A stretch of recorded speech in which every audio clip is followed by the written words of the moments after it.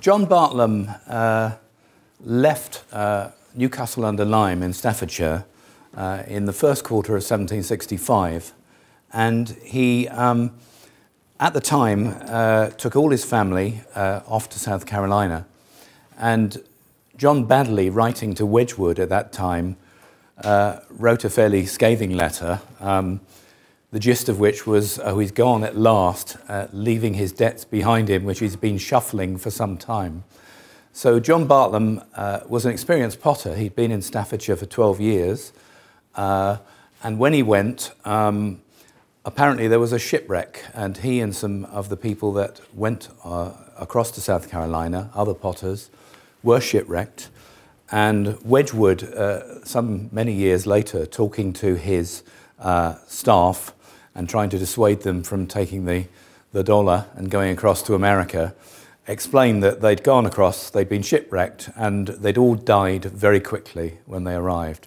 It's strange because he made a very similar comment about Bonin and Morris as well. He was absolutely phobic about this. Well, there was a shipwreck, but clearly they didn't all die, and John Bartlam made it with his family.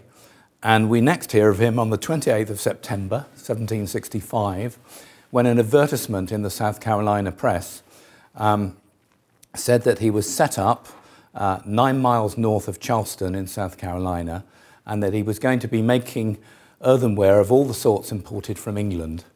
And so he'd set up in a place called Cain Hoy, which is on the River Wando in South Carolina. 11 miles north of Charleston was actually quite a long way in the 18th century. It's a very quiet and slightly remote place where he set up, but it was on the river, or it was near the river. So we don't hear much of him at Cain Hoy at all, but what we hear is that in 1770, just a few years later, he is trying to move his factory into the centre of Charleston. And then it's called an earthenware and china manufactory. So the implication being that he had actually made porcelain while he was still in Cain Hoy, and he wanted to move. And in fact, during those 5 years before this happened, there is evidence that he got into debt again. There are people suing him and things like that in the court records. But there was actually a subscription around the town in Charleston to raise money to open this pottery in Charleston. And it actually was contributed by a lot of people from the city, including Henry Laurens, who was a very eminent politician. He was actually a business partner of Richard Champion of Bristol, and he contributed £50 himself towards this endeavour. So in he went to Charleston with his china manufactory, and then by 1774 or 5, no, perhaps a little earlier than that, 1772, within 2 years, financial problems have hit him again, and he's off again. And this time, he's going to go somewhere where it must be difficult for all his debtors to find him. And where he goes is a place that Richard Champion went to in similar circumstances. He goes to Camden, South Carolina, which is about 100 miles north of Charleston. It's inland. It is a trading post, but it's really a long way from the coast and a long way from Charleston. There is, I think, some clay there. I've actually been out hunting for it myself. And he set up again, and he carried on making pots until about 1776.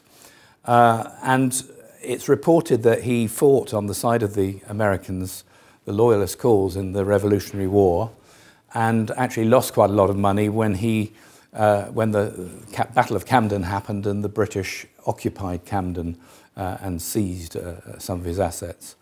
And he actually died in about 1780 or 81.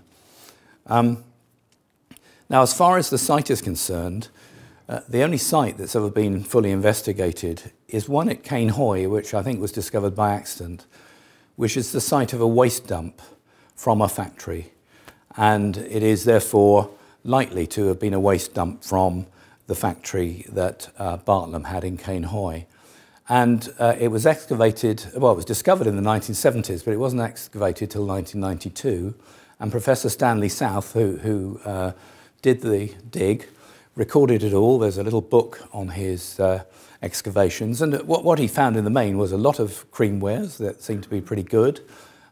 He also found some sort of green glazed earthenwares and other things of that sort, and just a small number of blue and white sherds, which at the time, I don't think Stanley South himself was a ceramics expert. He thought they were some sort of proto-pearlware, is how he described them.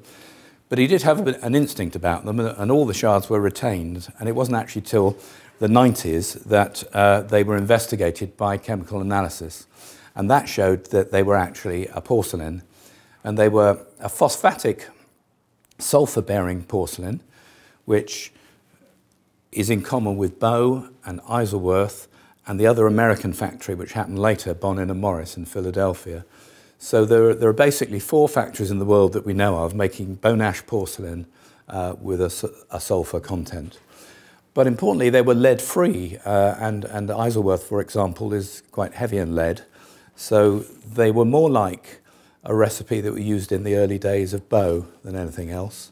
But so that was the analysis that was done by Victor Owen. And as far as extant pieces are concerned, well, there was a pattern of the shards, and it was later named Bartlam on the Wando. But what you could see from the shards was a boathouse sort of going down to the river, very similar to things that actually exist in Cain Hoy today. And there was a palm tree on one side. And when a tea bowl was finally discovered, and Rod Jellicoe had one in his collection, it had a palm tree on the inside as well. So the palm tree, which is, of course, it's the palmetto state, South Carolina. So this was the symbol of South Carolina. Everyone was, and interestingly enough, the print with the boathouse is slightly different on 2 of the shards, which shows there were at least 2 plates being used, which is kind of helpful to support the idea of manufacture, because if someone had bought a tea set, you might hope that they'd get the same print on all of it. So that was interesting. And following Rod Jellicoe's discovery, 5 more tea bowls were found, all with this pattern that was called Bartlam on the Wando. One of them sold for $120,000 in New York. And there were also 2 saucers which had a different pattern on, which related quite closely to the tea bowls, and also was a large pattern with a palm tree, the one you see on the front of this teapot. So far all of these things have been found in England, but nevertheless, if you've looked at the teapot, I mean, it is clearly rather experimental, to say the least. And it's a very interesting thing, and remembering what Geoffrey Godden always said, show me the teapot. Now let Claire do that. So there you are. Thank you very much.